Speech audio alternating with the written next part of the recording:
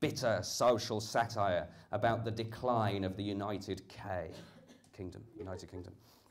John England spends all day wanking into a St. George's flag. But then the council tell him he has to use a Pakistani one instead. John sets out on a one-man mission to restore the values that his beloved nation has lost. And I've got nation with a capital letter. Who will bear the brunt of John's campaign but Mr. Jadif, the local curry vendor? Okay. That's that. Any favourites? The Narnia one. Narnia one from Aslan. Okay. I wasn't always a playwright. Some time ago, the government approached me and asked me to do some work for them as a town planner. And I've just completed some town plans, just some ideas for some new towns that the government could build if they get re-elected. So, just like to soundboard, try out some of these, see what works. Okay, town number 1, Hackney Spit. A village, but in urban London. I propose knocking down half of Hackney and creating a green belt. The word spit could possibly refer to the small artificial stream that will run through it. That's one. Number 2, Tompleston, a New Yorkshire mining town. Only one colliery still remaining out of the original 9. High unemployment and an increasing problem with heroin. Could get someone like Paul McCartney to come in and run a brass band to boost morale. Number 3, Edinburgh 2. And that's going to be in Gloucestershire. A little piece of Scotland, but in England. Perhaps it could just be a straightforward swap with the city of Gloucester as a sort of cultural exchange. Although the Scots will probably try to fob us off with somewhere like Arbroath, or somewhere shit like that. Bloody Scots. Next one, Gunny Hole, one of those quaint / weird little hamlets in Cornwall or somewhere. On an average summer's day, it would have more tourists than residents on account of an old stone in a forest clearing that has something to do with a witch or wizard or something. Maybe Merlin went to school there. The next one is Glaia-Wenning, or as the Welsh would insist on calling it, Glaia-Willanyagi. Bloody Welsh. That's a Welsh town famous for its cheese, which is a little crumblier than cheddar. The last one of the towns. Oh no, not the last, I've got another one. Another 2. Blae, and that's spelled B-L-A-E. A new spa town. Highest property prices outside of London. Famous residents could include Emma Thompson and Anthony Worrell Thompson. Not related. I don't think.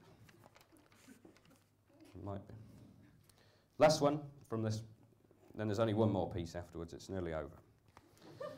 Centre Site, a completely new urban metropolis, built from scratch, bang in the centre of the UK, in the middle of the Lancashire countryside. It becomes popular for graduates and immigrants, so soon boasts the most effective workforce in Europe. It becomes the world leader in photoshopping and iPhone app development. And is soon given status as the capital of the UK, restoring to Britain the glory it enjoyed during the Empire days, and leaving London a festering, crumbling wasteland. Bloody London. It's all right, I live there now. Finally, I wasn't always a town planner. I was approached some time ago by the Secret Service and asked, look, what was that noise you just made? Oh, for God's sake. Oh, here we go again. With these whimsical, uninspiring ideas. They're not jokes. They're just self-indulgent.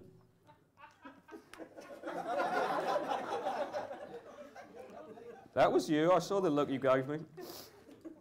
It's the last one. I was approached by the Secret Service and asked to write a secret.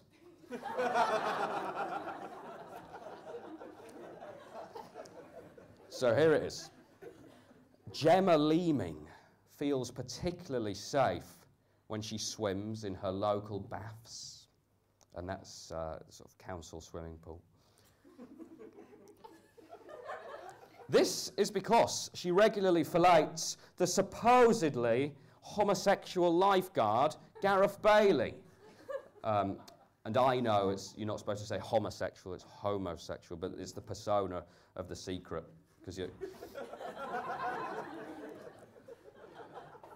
She only swam when he was on shift, in brackets, weekday mornings, but not during half term, because that bloody great inflatable took up half the pool, and you couldn't hear yourself swim. She swam in the lane that was closest to Gareth's chair. Up, down, up, down, up, down. She knew she wouldn't drown. Okay. Do you want to get back on then? Thank you very much. Have a lovely evening. Goodbye. Hello. Thanks. I like to experiment with the question of whether it's possible to start with an anticlimax. For example, this one time I saw a sheep. Yeah. It's probably guessed already. I'm quite socially awkward. Was on Countdown. Like most socially awkward people, just spend most of my time on Facebook. Actually, I used Facebook for several weeks before I realised you could have friends on there at all. Just kind of found a sort of solipsistic playground. Just upload photographs of myself and then masturbate to them.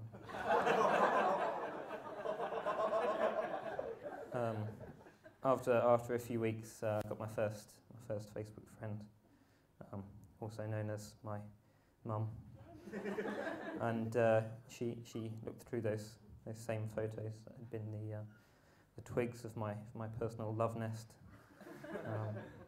occasionally commenting, stopping to click like, that most binary form of communication. It's like putting foods in front of a small child. Cauliflower, no. Broccoli, no. Carrot, like. It's just, that's all it is. Just very instinctive, very juvenile. It's strangely reassuring. I'm looking forward to the time sometime soon when I log on to Facebook after 8 p.m. and it says I'm looking a little overtired. It's time for night, and then I'll really know that I've been reassured by the welcoming, warm wing of Facebook. So after that, after my first friend, I thought, well, now I get the idea. Register all my other friends. Of course, didn't take very long. And then I moved to the phase which I imagine most of you are at now, where you just every time you meet someone or interact with them in any way, you just friend them on Facebook.